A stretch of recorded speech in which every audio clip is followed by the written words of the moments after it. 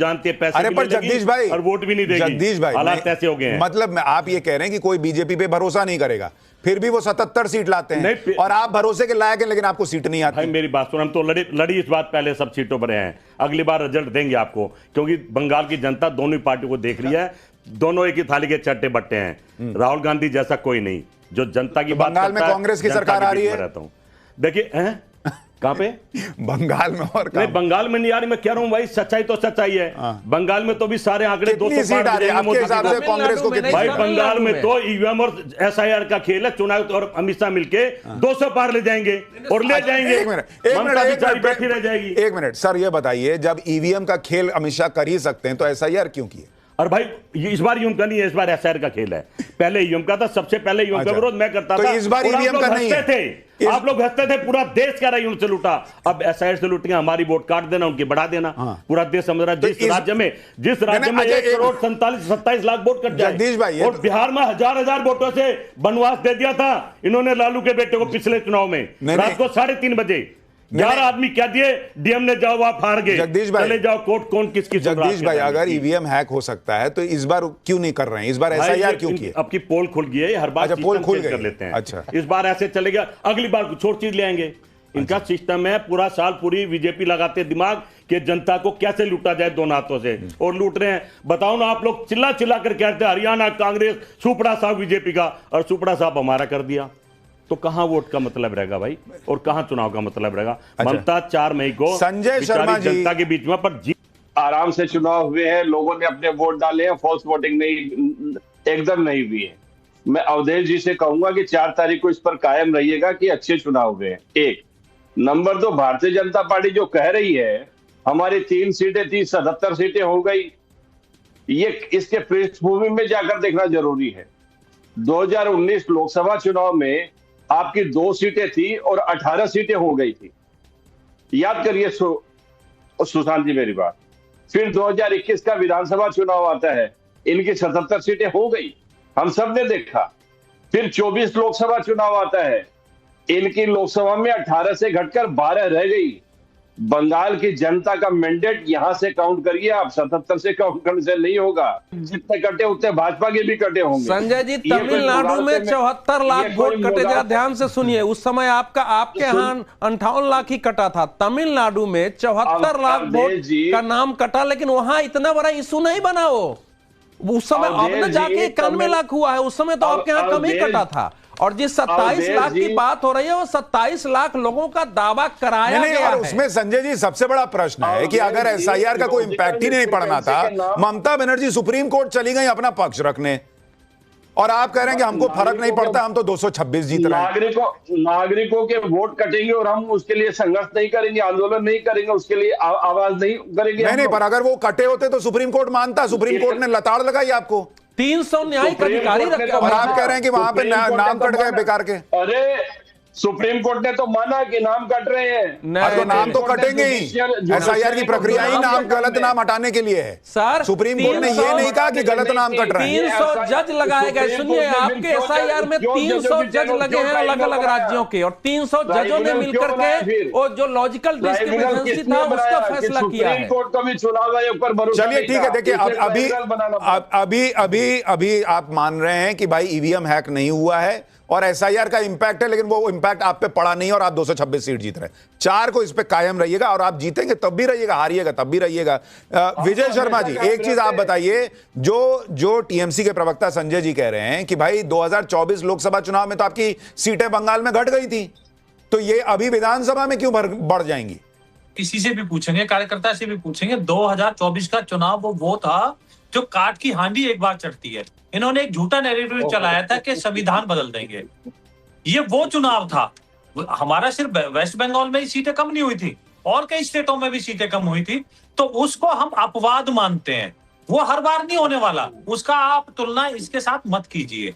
बाकी आप देखेंगे 100% मैं श्योर हूं, जितने हमारे पन्ना प्रमुख, तो वो 100% कमल खिलने जा रहा है, क्योंकि उन्होंने जो भ्रष्टाचार किया है, एक मंत्री के घर से इतने पैसे निकलते हैं कि नोट गिनने वाली मशीनें। अच्छा प्रेम कुमार जी, एक बात बताइए, आप कॉन्फिडेंस के साथ कह रहे हैं कि भाई टीएमसी की वापसी हो रही है, अगर जैसे बीजेपी कह रही है कि क्या क्या चेंज हुआ, इस वजह से इस बार परिणाम बदल जाएंगे, आपके हिसाब से ममता बनर्जी के पक्ष में ऐसा क्या जा रहा है? और कुछ करीब 23 या 27 में भूल रहा हूं, उतनी सीटें ऐसी थी जहां की वो भी चली जाती बीजेपी को, लेकिन वहां लेफ्ट, वो चीजें भी हुई। लेकिन लेफ्ट का जो फिर से इमरजेंस है, ये हिंदू वोट में ज्यादा प्रभाव है लेफ्ट का। नहीं तो लेफ्ट का इमरजेंस क्यों है आपके हिसाब से? क्योंकि जो टीएमसी है उसके लिए कहा यह जाता है कि टीएमसी में लेफ्ट का पूरा कार्डर शिफ्ट हुआ और वो टीएमसी जो है मजबूत होकर सरकार में आई। तो अब अचानक से लेफ्ट कैसे इमर्ज हुआ, क्या हुआ? ये तो आप जो बात कह रहे हैं वो तो उस समय है जब सत्ता परिवर्तन हुआ। ठीक है, अभी क्या चेंज हुआ? उसके बाद तो लेफ्ट कमजोर हुआ। ठीक है, इसके बाद भी हम कह रहे हैं पिछले चुनाव में 43 सीट्स पर बीजेपी को फायदा हुआ, लेफ्ट के कारण फायदा हुआ। मैं ये पूछ रहा हूं कि बीते 5 साल में लेफ्ट ने ऐसा क्या किया जमीन पर कि वो रिवाइव हो गया? नहीं, इस बार लेफ्ट ने अपने यूथ विंग को खड़ा किया है, कैंडिडेट्स के स्टूडेंट्स विंग को खड़ा किया है, जेन जी को साथ में रखा है। कम से कम 7-8 सीटें तो पक्के तौर पर कांग्रेस जरूर आ रही है। मुझे लगता है कांग्रेस जो है करीब 5-6 सीटें ऐसी है, मौसम नूर के आने की वजह से मालदा की जो मालदा में उसको कुछ फायदा होगा, मुझे लग रहा है वहां सीट होगी। जो कुल मिला के जो अगर आप हुमायूं कबीर को मिला ले, कांग्रेस को मिला ले, इन सब सीटों को अगर मिला ले तो मुझे लगता है 10 से 12 से ज्यादा कहीं इन लोग के पास सीटें नहीं आ रही है। सीधा सीधा मुकाबला जो है वो मैक्सिमम जगह नहीं। लेकिन अमित, इसमें देखिए एक चीज और भी इंपॉर्टेंट है कि सिर्फ सीट आ जाना इंपॉर्टेंट नहीं होता है, कई बार आपने कितना वोट काट दिया ये भी बहुत इंपैक्ट डालता है। नहीं काट रहा है, लेफ्ट बहुत ज्यादा वोट काटने की स्थिति में नहीं दिख रही है, मुझे कहीं नहीं दिख रही है किसी भी जगह पे। मुझे नहीं ऐसा कहीं दिखा कि कोई, क्योंकि मैं जो नॉर्थ परगना में और इस पूरा कलकत्ता के आसपास के इलाके में गया था और पहले फेज में मैं नॉर्थ उस तरफ भी गया था, बंगाल तरफ गया था, तो मुझे कहीं से भी ऐसा नहीं दिखा कि कहीं भी कोई सीट पर लेफ्ट वाले मुझे कोई 5 या 10 आदमी मिल जाए। हो सकता है कुछ कोर वोटर मिल जाए तो मिल जाए, लेकिन मुझे नहीं लगता है कि बहुत फुरफुरा शरीफ का कोई इंपैक्ट नहीं। देखिए, मैं इसमें 2 बात क्या है कि पिछली बार लोकसभा चुनाव में ममता का परफॉर्मेंस सारी मुस्लिम सीटों पर वैसा नहीं था जो विधानसभा में था। 40 से 90% की जो 74 सीटें हैं उसमें 54 पर ये केवल आगे थी, जबकि विधानसभा चुनाव में 85 में 75 थी। 11 सीटों पर कांग्रेस आगे थी, 8 सीटों पर बीजेपी आगे थी उसी क्षेत्र में, मालदा, मुर्शिदाबाद और वो जो क्षेत्र है। तो कांग्रेस इस समय केवल वो उसके कारण नहीं, अधीर रंजन चौधरी के कारण भी, जो उनका बहरामपुर का क्षेत्र है, तो मालदा में और दक्षिण दिनाजपुर में और मुर्शिदाबाद में कांग्रेस को 5-6 सीटें पर उसकी बढ़त है, उसमें 3-4-5 सीटें वो जीत सकती है। लेफ्ट का तो मुझे कहीं कोई, मैं भी गया था वहां घूम, कभी मुझे लेफ्ट कहीं दिखा नहीं जैसा ये कह रहे हैं। जो सेकंड बात जो है इस समय, देखिए बंगाल में इस बार सुरक्षा की व्यवस्था ने जबरदस्त काम किया है। मैं बता रहा हूं, भाव रहते हुए भी लोग नहीं निकल रहे थे उस प्रकार से, और वो जो लोग निकले हैं डरमरा के तरीके से वोट डाले गए। बंगाल में ऐसे कैंडिडेट हम लोगों के परिचित होते थे जो अपने एरिया में नॉमिनेशन के बाद जाते ही नहीं थे, कि उनको जाना ही नहीं है, वोट पड़ जाएगा अपने आप।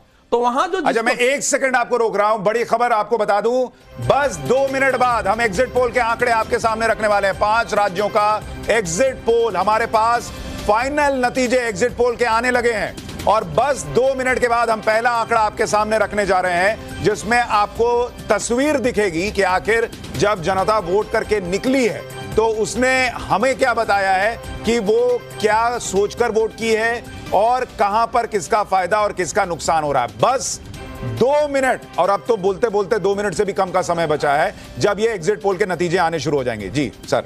अब छोड़िए, तमिलनाडु पर एक टिप्पणी है मेरी कि तमिलनाडु में एनडीए ने जबरदस्त टक्कर दी है। मैं आपको बता रहा हूं, आपको वहां का जब रिजल्ट आएगा तो आप देखेंगे कि डीएमके के विरुद्ध जबरदस्त एंटी इनकम्बेंसी थी, क्योंकि जो सनातन को दिन रात गाली देने वाले उदय, और उसको बीजेपी। चलिए सर, पहला आंकड़ा हमारे पास आ गया है, एग्जिट पोल के आंकड़े अब हम आपके सामने रखना शुरू कर रहे हैं। और पहला राज्य जिसका आंकड़ा हम आपके सामने रखने जा रहे हैं वो है असम।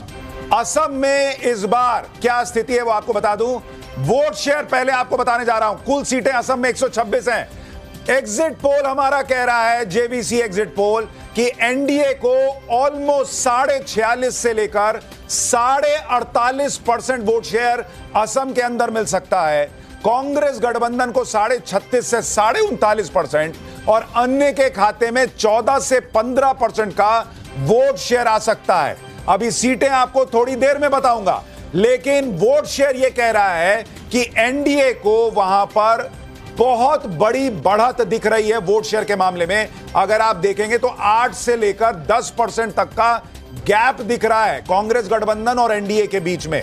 तो ये बहुत स्पष्ट असम के नतीजे आएंगे, ये पहली तस्वीर इसकी दिख रही है। एक छोटा छोटा रिएक्शन सबसे पहले ले लेते हैं वोट शेयर पर, उसके बाद मैं आपको असम की सीटें बताऊंगा। जगदीश भाई, ऑलमोस्ट 48-49% वोट शेयर एनडीए का दिख रहा है।